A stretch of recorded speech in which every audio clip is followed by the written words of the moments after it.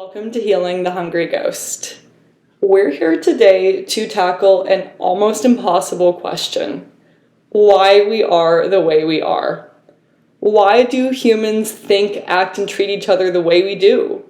How did the cultures and societies we live in come to be the way they are today?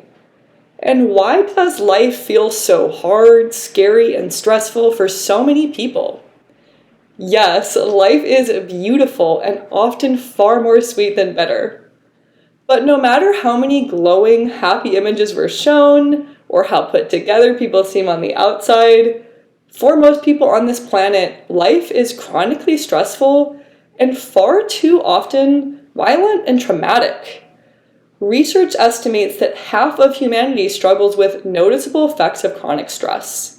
Stress levels have worsened since the turn of the century, especially among women and people in high-income countries.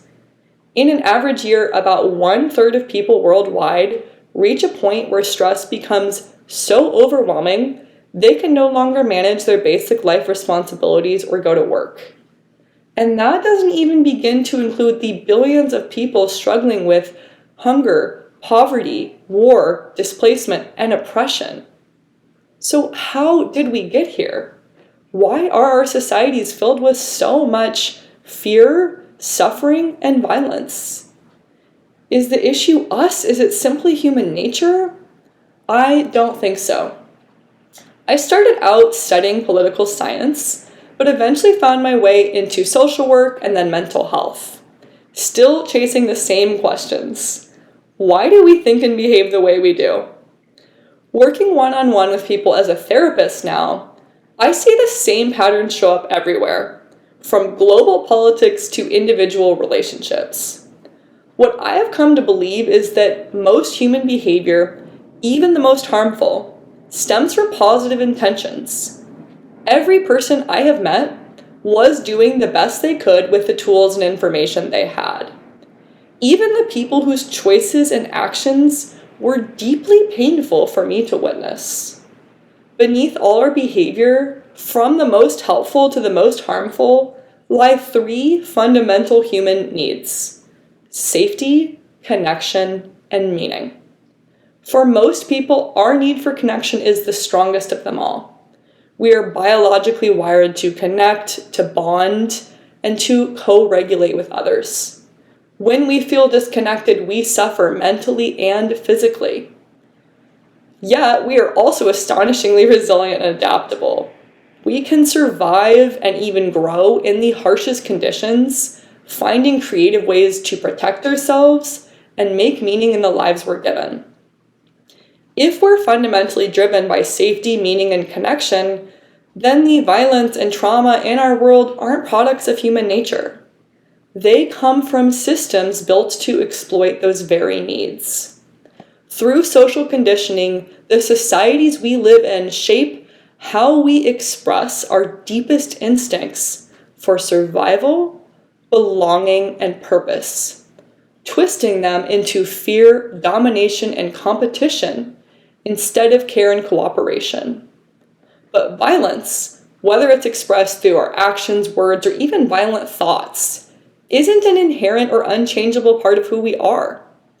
Yes, some people are born with greater tendencies towards aggression, fearfulness, or antisocial behavior. But the potential for violence exists within all of us.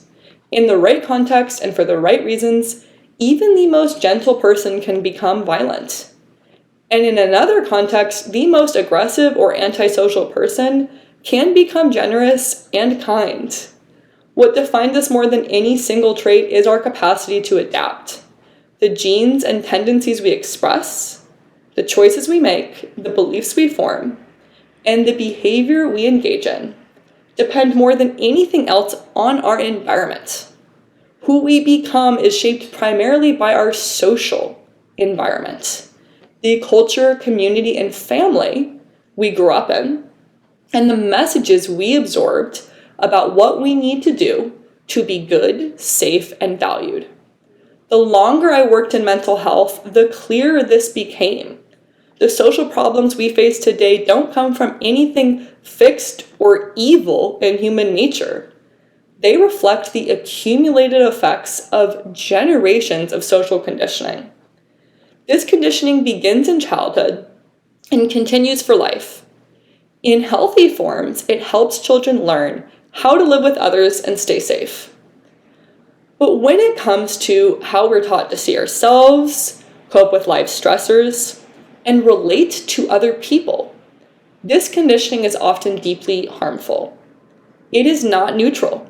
It is shaped from the top by those in power and reinforced by constant subtle messaging. To understand why we live with so much fear and disconnection, we have to look at how power began shaping what we believe about worth, goodness, and belonging. For at least the past 5,000 years, much of this conditioning has served to reinforce hierarchies that are unequal and exploitative, built on domination rather than cooperation. Those in power have long weaponized our natural us versus them instincts and our sense of morality to shape what we see as right, sacred, acceptable, and valuable. At its core, this conditioning exists to preserve power and wealth for a small elite, while keeping most people trapped in cycles of oppression and poverty. So what happened 5,000 years ago? Around 3000 BCE, we saw the rise of the modern state government as we know it today. Government that controls land, enforces laws, collects taxes, and crucially, monopolizes the legal use of violence through armies and police. Around this same time, patriarchy took hold, arguably the longest lasting and most pervasive system of domination in human history. It is no coincidence that patriarchy and the modern state developed together. As agricultural societies began producing surpluses, elites needed labor and soldiers to protect and expand their growing resources. To meet those needs, a new social order was crafted, one that assigned rigid roles by gender and class. Women's value became tied to childbirth, obedience, and caregiving, especially the expectation to bear and raise sons who could serve as future soldiers, while men's worth was measured by strength, productivity, and their willingness to die in war for the state. Queer people, whose identities don't fit into these categories, have long been demonized and persecuted, and generations of us have been conditioned to see queerness as wrong, sick, or sinful. Over time, this conditioning became so deeply ingrained that it no longer needed to be enforced through violence and punishment alone. Families, schools, social groups, and religious communities began perpetuating it unconsciously, believing they're simply teaching children how to be good or stay safe. These lessons are then reinforced by our broader culture now through what we see on screens, what we hear, read, and consume. And even though a lot has changed in the last 5,000 years, the concentration of wealth and power in the hands of a small elite and the patriarchal values that dehumanize men, women, and queer people persist. Mainstream social conditioning still teaches us to repress our emotions and disconnect from our needs and desires, the parts of us that don't fit into the roles or expectations society has for us. From early childhood, we learn that love and safety must be earned. To belong, we often have to hide or change parts of ourselves. To survive and stay safe, we have to fit in and keep up. This system of control didn't just shape gender roles, states, and religions. It shaped how each of us learned to see ourselves and others. This conditioning is so powerful and enduring because of 4 key factors we're going to explore in our video today. 1, how deeply humans are wired to adapt to our social environment. 2, how strongly emotional memory resists change. 3, the fact that for most of history, we've lacked accurate information about human psychology and behavior. And 4, Today, the sheer volume of information and confusion we are all swimming in, including a lot of misinformation. Let's break each of these down. 1. Humans are astonishingly adaptable. This is our superpower and our Achilles heel. Everything about us, down to our genes, is designed to respond to our environment. While our biology provides the stage, the environment writes the play. Our genetic makeup, what we call human nature, isn't a fixed script. It's a set of potentials, propensities, and vulnerabilities that are brought to life by our physical and social environment. Our brains illustrate this perfectly. The frontal cortex, the region responsible for social memory, perspective taking, impulse control, empathy, collaboration, and self-regulation, keeps developing for about 25 years. This slow maturation process leaves us deeply impressionable during our most formative years and allows our brain to adapt and wire itself around these specific expectations and norms of our social world. From a very early age, we are taught what earns us love, approval, and belonging, and what brings punishment, shame, or rejection. Again, our 3 core human needs are safety, connection, and meaning. For most people in most contexts, all 3 depend heavily on how well we fit in. Especially as children, our safety and survival depend on the adults around us accepting and caring for us. So following these social norms doesn't just feel important, it feels essential to our survival. So we absorb these social rules early, deeply, and unconsciously until they become woven into our belief system and sense of self. Every culture teaches its own version of what's good or acceptable, lessons that are taught to protect us, but often end up harming and confining us. While the specifics of our socialization differ across cultures, one message repeats: ignore your inner signals and sensations. Keep your feelings repressed, contained, and do whatever you need to do to stay safe and accepted, no matter the cost to you, to your self-expression, and your sense of fulfillment in life. Going along with this conditioning often makes life easier, or at least more predictable. Challenging these inherited rules is hard. It can mean facing real risk, loss, stress, and uncertainty. One of the most painful risks is being rejected by the people we love and ending up feeling even more isolated and alone for our differences. Breaking free from these inherited rules takes enormous courage. Yet for most of us whose needs, feelings, values, and identities differ in meaningful ways from dominant cultural norms, it is the only path to authentic relationships, deep self-understanding, and a life aligned with our true values. And number 2, while our brains are built to adapt, one part fiercely resists change. Let's talk about emotional memory. When we go through significant, intense, or repeated emotional experiences, our brain encodes them into implicit emotional memory. This creates emotional learnings or unconscious schemas or mental models about what's safe, who we are, and how the world works. In therapy, we call these emotional schemas core beliefs or emotional truths. The emotional truths that we learn in childhood are meant to stick for the rest of our lives. As long as our memory functions properly, these emotional truths stay vivid, intact, and powerful for the rest of our lives. And their permanence is adaptive.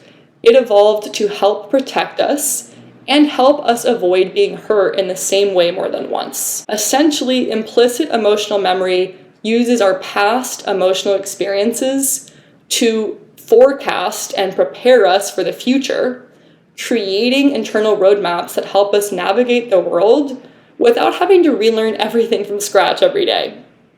But the very mechanism that once kept us safe can also keep us trapped, causing us to live as prisoners of our childhood, repeating familiar emotional patterns, even when our circumstances and relationships have completely changed. Let's take a common example: a child who learns that crying is bad, that showing emotion leads to being ignored or punished. Over time, they may form unconscious core beliefs like, people don't want me if I show how I really feel, or crying isn't safe. As adults, we keep following that same emotional roadmap, even when the people in our lives now would actually love and support us for crying, for being real, and for showing how we feel. The hopeful news here is that neuroscience has identified a way to rewrite these emotional learnings through a process called memory reconsolidation. Under the right conditions, with safety, support, and awareness, our old emotional schemas can be updated to reflect our current reality and serve us more. This discovery has enormous implications.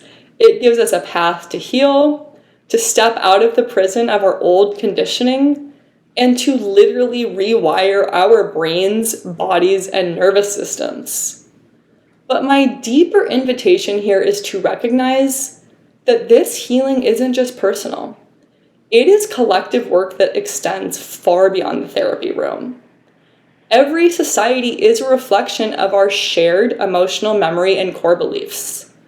If enough of us can update old, harmful emotional learnings that we've inherited, we can together begin to reimagine social systems that support everyone's needs. If emotional memory shapes individuals, then collective healing depends on understanding the human mind and the core needs that drive our behavior. For most of history, most people, including those dedicated to studying the mind, were working with limited knowledge, tools, bias, and a lot of misinformation. For centuries, emotional suffering or mental health symptoms were seen as sin, weakness, or even possession. Women were labeled hysterical, and men were told their pain came from a lack of strength or character. And queer people were pathologized as sick or sinful. Early psychology didn't help much. It was deeply biased and shaped by white, male, Eurocentric norms. Even now, old ideas linger in how we talk about willpower, character, and emotion. Still, over the past century, a handful of breakthroughs have radically transformed our understanding of human behavior. As flawed as Freud's work was, particularly in dismissing childhood sexual abuse as hysteria, he and other early psychoanalysts made a critical discovery: that most of what drives our behavior happens outside of conscious awareness, comes from the unconscious. Later, attachment theory shifted the focus further, showing that our deepest unconscious drives aren't sex or aggression, but the need to bond and connect. First with our families, and later with partners and social groups. And then around the 1960s, we have the integration of ancient Eastern mindfulness practices into Western psychotherapy, which gave therapists new tools to directly access and explore the unconscious mind, rather than relying solely on free association.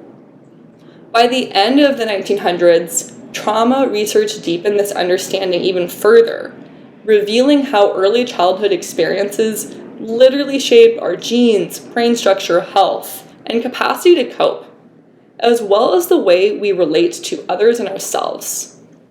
Then, in the early 2000s, neuroscience added another breakthrough. Emotional memory, once thought to be permanent, could actually be changed.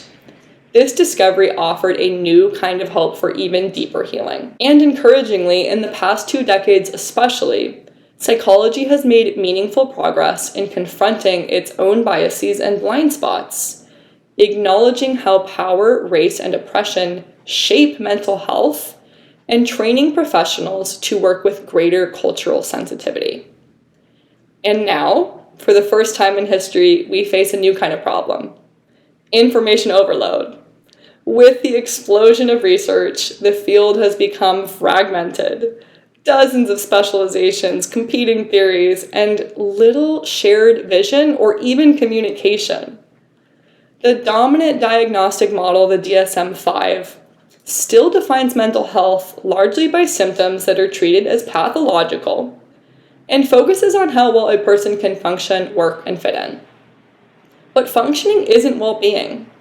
Treating symptoms as problems to be managed doesn't help us understand or heal what causes them. I believe we can aim higher than simply reducing symptoms.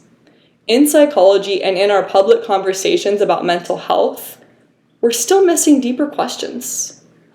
What does it actually mean to be mentally and emotionally well? How can we make life emotionally safer and more fulfilling for everyone?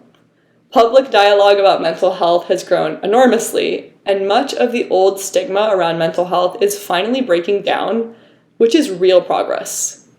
But we're also drowning in conflicting advice, podcasts, reels, self-help books. Much of the information oversimplified or even misleading. People today have more language to describe their symptoms and pain, but often lack the tools, support, and emotional competence to create real lasting change in their lives and behavior. That's one of the biggest reasons why I started this channel.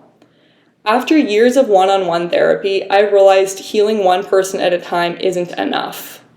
I want to share clear, evidence-based, and compassionate insights about why we think, feel, and behave the way we do. My intention with any of my content isn't to tell you what to believe, but to help you understand for yourself how you've been shaped and how you can begin to reshape the way you relate to yourself and others. With everything I share, I encourage you to listen critically. Ask questions, explore the sources I reference and your own. You sharing your perspectives, disagreements, and questions keeps this work alive and interesting for me. So from everything we've explored so far, I hope it's clear by now that true healing doesn't happen in isolation. It doesn't happen just individually. For mental health to stop feeling like a constant struggle for most people, we need supportive relationships, accurate information, and a culture that actively cares for emotional safety and well-being. For me, mental health and well-being mean being in touch with your inherent worth and dignity. Having the emotional skills to understand, manage, and express your feelings and needs, and building the relational skills for compassion, cooperation, and genuine connection, the kind that honors our differences rather than erasing them. Therapy, in my view, isn't about fixing what's wrong or broken. It's about remembering who you are. Once we understand why we became the way we are now, we can start to imagine who we might be if we unlearned the fear, shame, and inherited patterns of violence and oppression we've mistaken for human nature. From there, we can begin to rebuild, not just ourselves, but a society rooted in safety, dignity, and connection for everyone, not just a privileged few. Now, more than ever, I believe we are capable of that change.